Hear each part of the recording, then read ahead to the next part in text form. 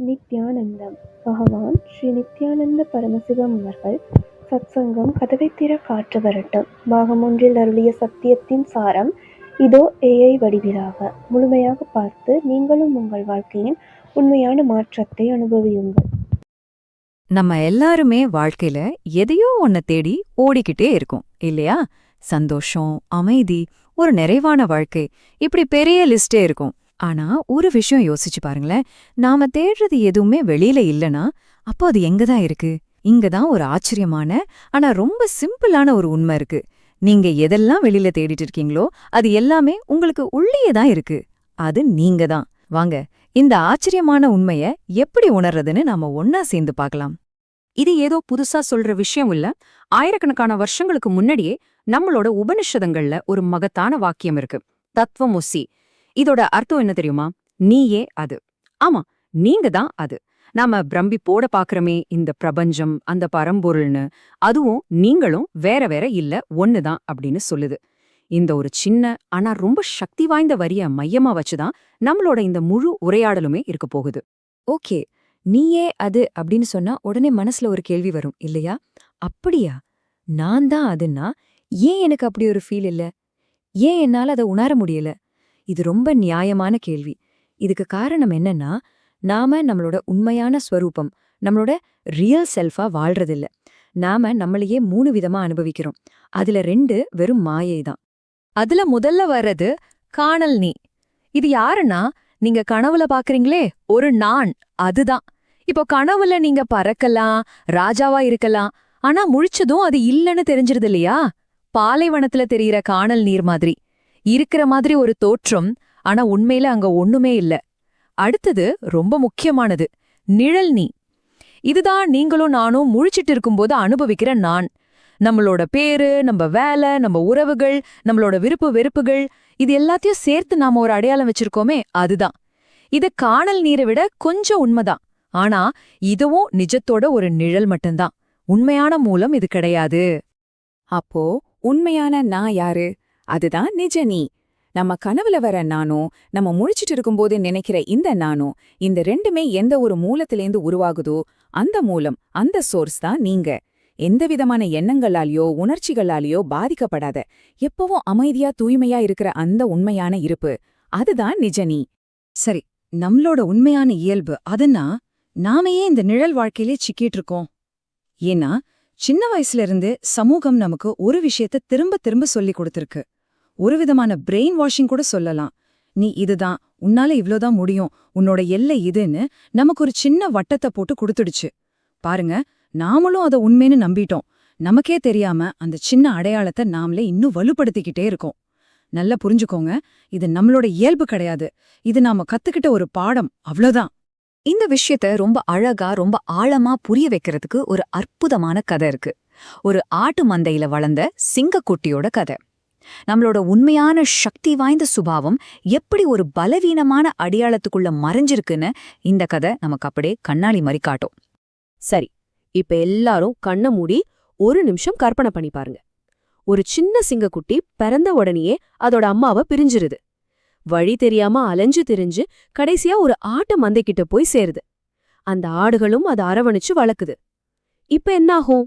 அந்த சிங்கக்குட்டி ஆடுகளோடவே வளர்ந்து ஆடுகளை போலவே மேன் கத்த ஆரம்பிக்குது. ஆடுகள் சாப்பிட்ற புல்ல சாப்பிடுது. அது மனசளவுல தன்னை முழுசா ஒரு ஆடுனே நம்பி வாழுது. ஒரு நாள் காட்டுக்குள்ள வந்த ஒரு பெரிய சிங்கம் இத பாக்குது. ஆடுகளுக்கு நடுவுல ஒரு சிங்கம் மேன் கத்திக்கிட்டு புல் மேயறத பார்த்து அதுக்கு ஒரு நிமிஷம் தலையே சுத்திடுது. அந்த பெரிய சிங்கம் நேரா அந்த குட்டிக்கிட்ட போகுது. ஆனா அந்த குட்டியோ பயந்து நடுங்குது. அது அந்த பெரிய சிங்கத்தை ஒரு எதிரியா பாக்குது. அந்த சிங்கம் குட்டிய விடாப்பிடியா ஒரு நீரோடைக்கு பக்கத்துல இழுத்துட்டு போகுது. அதோட தலைய புளிச்சு தண்ணிக்கு பக்கத்துல கொண்டு போய் சொல்லுது, முதல்ல தண்ணில உன்னோட முகத்தை பார், அப்புறம் என்னோட முகத்தை பார். நீ ஒரு ஆடு கிடையாது, நீ ஒரு சிங்கம், நானும் நீயும் ஒன்னு. அந்த வார்த்தைகளை கேட்டதும், தண்ணியில தன்னோட பிம்பத்தை பார்த்ததும் அந்த குட்டி சிங்கத்துக்குள்ள ஏதோ ஒன்னு நடக்குது. முதல்ல கொஞ்சம் தடுமாற்றத்தோட, அப்புறம் முழு பலத்தோட அது தன்னோட வாழ்க்கையில முதல் முறையா கர்ஜிக்குது. ஒரு உண்மையான சிங்கத்தோட கர்ஜனை. அந்த ஒரு கர்ஜனை எழுந்த அந்த நொடியில அது நாள் வரைக்கும் அது மனசுல இருந்த நான் ஒரு ஆடுங்கிற அந்த அடையாளம் சுக்குநூறா உடைஞ்சு போகுது. அந்த ஆடுங்கிறது காணாம போய் உண்மையான சிங்கம் வெளியே வருது. இந்த கதை அந்த சிங்கக்குட்டியோடதும் மட்டும் இல்ல, இது நம்ம ஒவ்வொருத்தரோட கதையும் கூட. நாமளும் ஏதோ ஒரு விதத்துல சமூகம்ங்கிற ஆட்டு மந்தையில சிக்கிட்டு நம்மளோட உண்மையான சக்திய மறந்து ஒரு ஆடு மாதிரி வளர்ந்துட்டு இருக்கிற சிங்கங்கள் தான். சரி, அப்போ முக்கியமான கேள்வி இதுதான், நமக்குள்ள தூங்கிட்டு இருக்கிற அந்த சிங்கத்தை எப்படி தட்டி எழுப்புறது? அதுக்கு ஒரு நேரடியான ரொம்ப சக்தி வாய்ந்த ஒரு வழி இருக்கு. அதுதான் சாட்சியாக மாறுதல். நம்மளோட உண்மையான இயல்பை நாமளே கண்டடைறதுக்கான ஒரு தெளிவான பாதை இது. சாட்சி இல்லனா சாட்சின்னு சொல்வாங்க. அப்படின்னா என்ன? ரொம்ப சிம்பிள். உங்க மனசுக்குள்ள ஓடுற எண்ணங்கள், உங்களுக்குள்ள வர உணர்ச்சிகள், வெளியில நடக்கிற அனுபவங்கள், இது எதிலையுமே போய் சிக்கிக்காம, அது கூட சேர்ந்து ஆடாம, ஒரு சினிமா பார்க்குற ஆடியன்ஸ் மாதிரி தள்ளி நின்னு எந்த விதமான ஜட்ஜ்மெண்ட்டும் இல்லாம அமைதியா கவனிக்கிறது. இதுதான் சாட்சியா இருக்கிறது. இதை இன்னும் அழகா புரிஞ்சுக்க ஒரு உவமை இருக்கு. இப்படி யோசிச்சு பாருங்களேன். உங்க மனசுல வர எண்ணங்கள் எல்லாம் வானத்துல போற மேகங்கள் மாதிரி. சில சமயம் வெள்ள மேகம், சில சமயம் கரிய மேகம். அது பாட்டுக்கு வந்துட்டு போயிட்டே இருக்கும். உங்க உணர்ச்சிகள் அது திடீர்னு வர புயல் மாதிரி பயங்கரமா அடிச்சிட்டு அப்புறம் அமைதியாயிடும். மேகங்கள் வருது போகுது, புயல் வருது போகுது.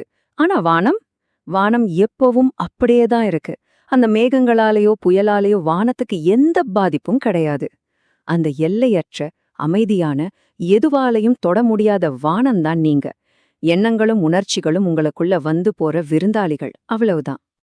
அப்போ இந்த சாட்சி நிலைய எப்படி பயிற்சி பண்றது? இது ரொம்ப கஷ்டமான விஷயம்லாம் இல்ல, ரொம்ப சிம்பிள். முதல்ல உங்களுக்குள்ள என்ன நடக்குது, உங்களை சுத்தி என்ன நடக்குதுன்னு சும்மா கவனிக்க ஆரம்பிங்க.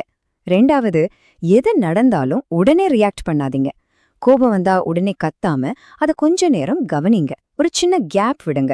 மூணாவது, கவனம் சிதறும். அது இயல்புதான். சிதறும்போது திரும்பவும் உங்க கவனத்தை உள்ள கொண்டு வாங்க. கடைசியா ஒரு முக்கியமான படி, இதையெல்லாம் கவனிச்சுட்டு இருக்கதே ஒரு அந்த கவனிக்கிறவரையே கவனிக்க ஆரம்பிங்க. அந்த சாட்சிக்கே சாட்சியா மாறுங்க. அதுதான் உங்க உண்மையான இயல்பு. பாருங்க, இது ஏதோ ஒரு பெரிய போராட்டம் மாதிரியோ கஷ்டமான பயிற்சி மாதிரியோ நினைக்க வேண்டாம். உண்மையில இது ஒரு சரணடைதல், உங்களை நீங்களே அனுமதிக்கிறதுக்கான ஒரு அன்பான அழைப்பு. நம்ம வாழ்க்கை சில சமயம் ரொம்ப புழுக்கமா மூச்சு திணற மாதிரி இருக்கும் இல்லையா? எங்க பார்த்தாலும் ஒரே பிரச்சனை, ஒரே அழுத்தம். அப்படிப்பட்ட நேரத்துல பிரபஞ்சம் உங்களை சும்மா தூங்க விடாது. அது உங்க கதவை தட்டும். ஒரு பிரச்சனை மூலியமாவோ ஒரு கேள்வி மூலியமாவோ ஒரு தட்டு தட்டும். பெரும்பாலும் விழித்தெழுதுவதற்கான அந்த அழைப்பு நம்ம வாழ்க்கையில ரொம்ப சிக்கல்ல மாட்டிட்டோன்னு உணர்ற நேரத்துல தான் வரும். அதனாலதான் சொல்றேன், விழித்தெழுதல்ங்கிறது ஒரு போராட்டம் கிடையாது, அது ஒரு விடுவித்தல். புழுக்கமா இருக்கிற ஒரு ரூம்ல நீங்க செய்ய வேண்டிய ஒரே வேலை ஜன்னலை திறக்கிறதுதான். காத்து தானா உள்ள வரும். அதே மாதிரிதான் இதுவும். நீங்க போராட வேண்டியதில்ல. உங்க எதிர்ப்பை கைவிட்டு கதவை லேசா திறந்தா போதும். உங்க உண்மையான இயல்பு அந்த புத்துணர்ச்சியான காத்து மாதிரி தானா உள்ள வரும். இப்பவும் இந்த நிமிஷமும் பிரபஞ்சம் உங்க கதவை தட்டிக்கிட்டு தான் இருக்கு. கேள்வி என்னன்னா, நீங்க கதவை திறக்க தயாரா?